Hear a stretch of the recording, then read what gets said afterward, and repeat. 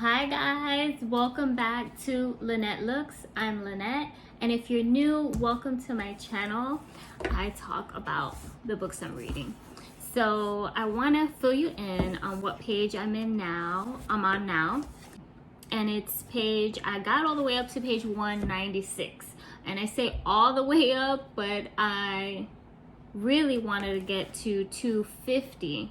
But I just didn't. I'm not even gonna go into why. I just didn't. But I'm very excited to keep reading this book. I'm still loving it. So let's talk about Nick. How could he have kept for 2 years? How could you have kept not telling your girlfriend about the fact that you're filthy rich? How did that happen? Okay, for 2 years, how did you kind of steer around that water there without entering it at all? I guess, since his family lives in Singapore, he was able to do that.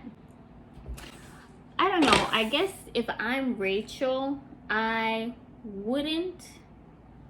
Because Nick's a pretty nice guy. Nicholas is a pretty nice guy.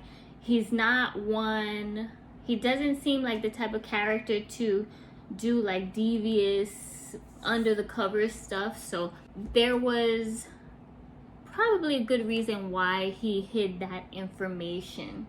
Now, I can understand if you're filthy rich, you want to make sure that the person loves you or likes you for who you are, not because like, oh wow, he's wealthy, like I don't care anything else about him. I don't care about that, but I care that he's rich. Some people go for that, gold diggers and stuff like that. So I could totally understand that, but I think it goes deeper than that, deeper than him having a lot of money, a lot of wealth. I'm into the part where finally Rachel is getting introduced to his family at his grandmother's palace. She lives in a huge, they call it a palace, like it's just huge, it looks like a museum. But Rachel, this is her first introduction to his family without knowing anything about his lifestyle there. Like, he's a totally different person. You could say, wow, I'm meeting a different, like, you're this other person, you have this other life here. But again, if I'm Rachel, I probably wouldn't have, I would have definitely been upset that he didn't prepare me for the scene, she was gonna enter. And it's not to say that prepare me for meeting wealthy people, prepare me for meeting the type of people, regardless of the wealth, regardless of the fanciness and all the things that go with that lifestyle. But rich or not, the type of family that he has, I can't even say the whole family. He has really good people in his family, but as I get further into it, and again, I've seen the movie, but also in the book, you kind of get the sense that, if you're not, which is quite common in a lot of like movies where you see, if you're not of that scene, if you're not from money, then you're looked upon as like, oh, like what is he doing with this person? They expect you to, money attracts money. You're around other people that have money, and they expect the person that he's going to be with is going to be of that stature, is going to have that type of clout that he has or his family has. So you're gonna come and you're gonna merge the two, and then it's like wealth on top of wealth.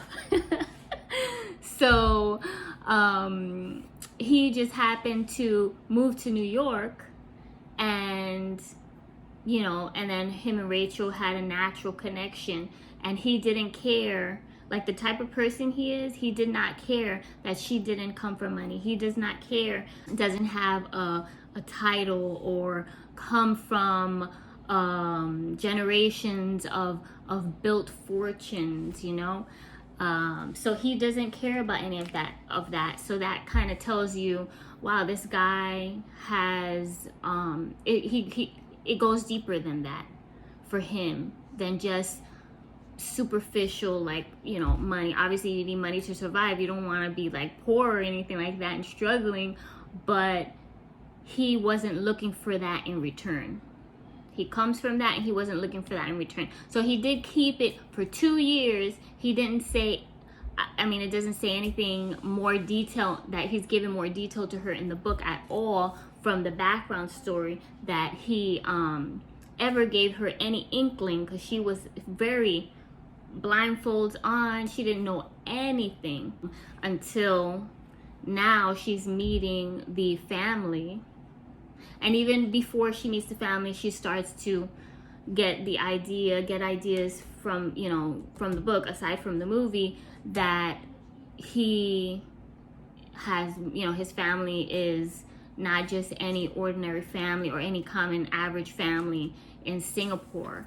So it's really good. And you know what? It's keeping my interest even though I saw the movie. So anybody who saw the movie, I would still suggest to read the book, because it still keeps my interest. I know what happens. I know what happens at the end. I know throughout the whole thing, but you know, sometimes books have more detail, and this one did. It had a bit broader background story of how they met, which the movie didn't, which I really liked.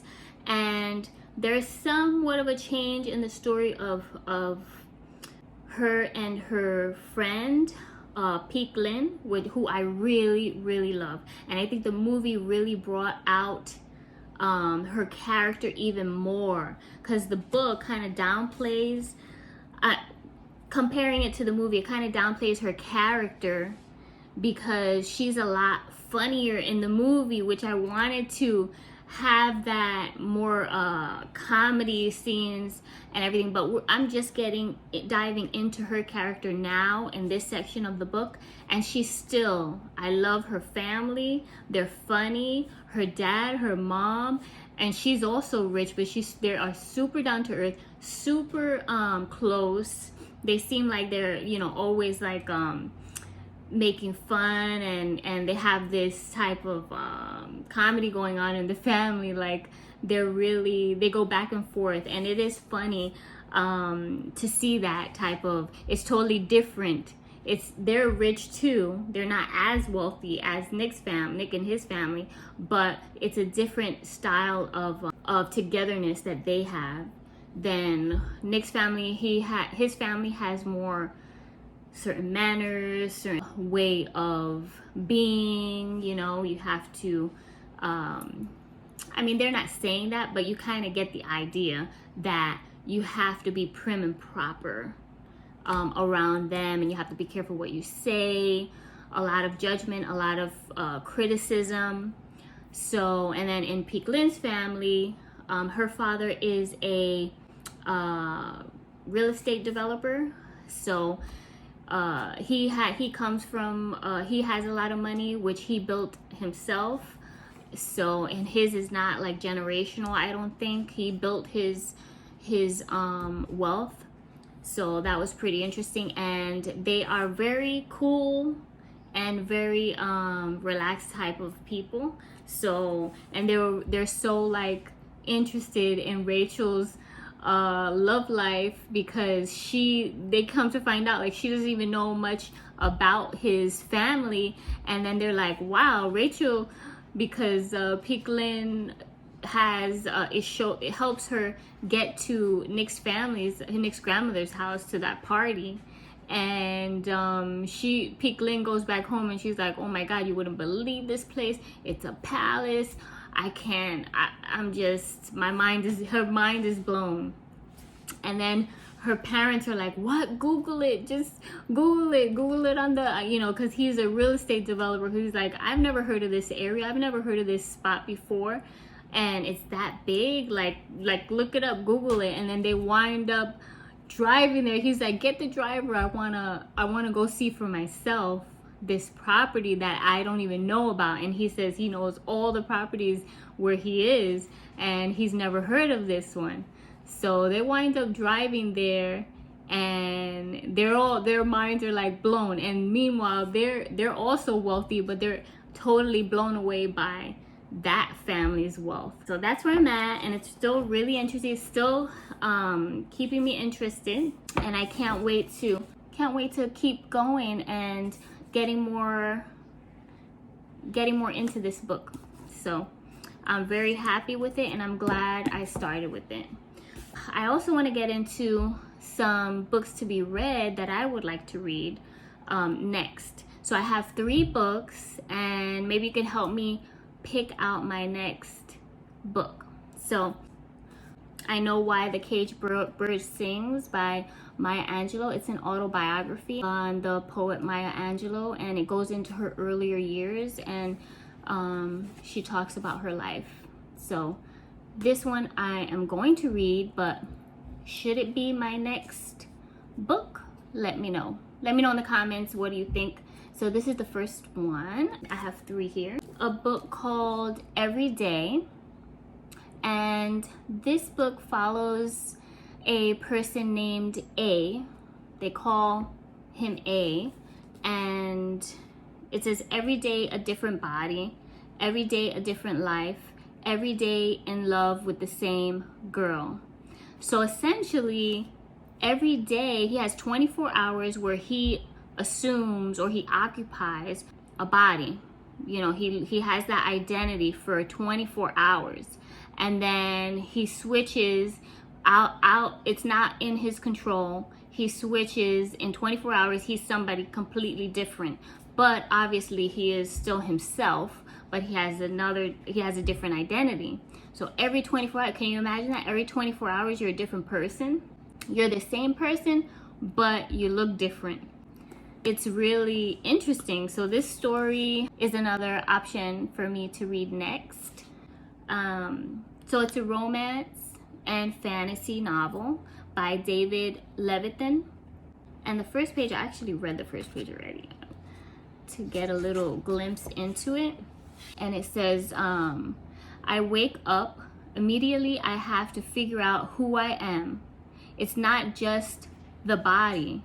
Opening my eyes and discovering whether the skin on my arm is light or dark, whether my hair is long or short, whether I'm fat or thin, boy or girl, scarred or smooth. The body is the easiest thing to adjust to. Every day I am someone else.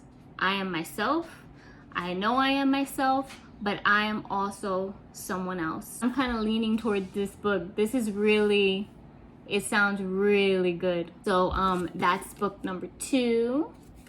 The third book, I'm gonna read all of these books, but the one I'm gonna read next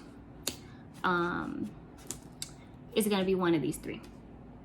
So this one here is a romance novel, and it is Pride and Prejudice by Jane Austen.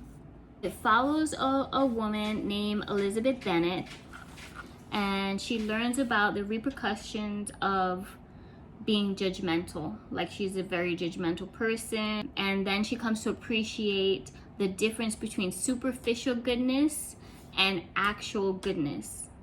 And she meets a man named Mr. Darcy, and in the beginning they don't have much in common. So it's following her life, and then this is her life, you know, and then meeting this man, Mr. Darcy. And it's a romantic novel, so you can see where that one's gonna go. But I've never read it, and this is another really good one.